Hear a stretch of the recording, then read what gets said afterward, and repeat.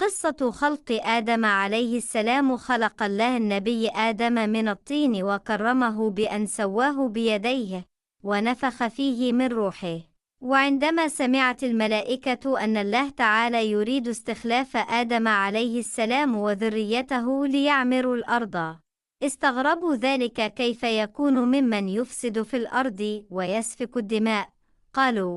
قالوا أتجعل فيها من يفسد فيها ويسفك الدماء ونحن نسبح بحمدك ونقدس لك.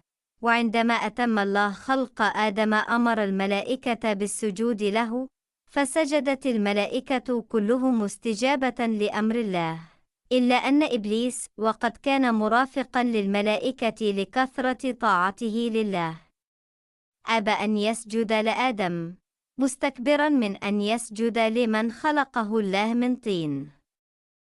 فكتب الله عليه لعصيانه أمر الله أن يخرج من الجنة وأن يكون من أهل النار.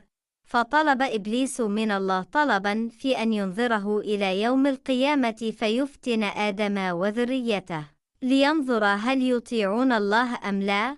فأنظره الله إلى يوم القيامة، وأخبره أنه لن يكون له سلطان على عباده. كرم الله آدم وزوجته بأن أسكنهما الجنة، وأباح لهما الاستمتاع بكل ما فيها من نعيم، إلا شجرة واحدة عينها الله لهما، ونهاهما أن يأكلا منها، مبينا لهما أن قربهم منها سيكون فيه ظلما لأنفسهم، وما إن ابتعدا عنها فهما في نعيم كبير، فلا جوع سيمسهما ولا ظمأ ولا نصب.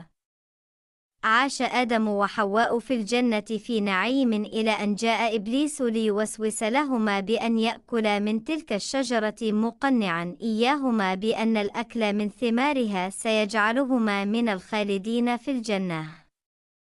أوهم إبليس كلا من آدم وحواء وأغراهما بالأكل من تلك الشجرة، مقسما لهما أنه من الناصحين وأنه لن يصيبهم أي ضرر من ذلك. اغتر كل من آدم وحواء بقول إبليس، فأكلا من الشجرة، فبدت لهما سؤاتهما، وأخذا يستران عليها من أوراق الجنة، وعلم أنهما قد وقعا في المعصية. بادر آدم وحواء بالتوبة إلى الله من ذنبهما، وما نجم عنهما من الأكل من الشجرة التي نهى الله عنها، فتاب الله عليه، وكان لهذا الذنب عاقبته، وهي أن أخرج الله آدم عليه السلام وحواء من الجنة ليهبط إلى الأرض فيعيشان وذريتهما فيها.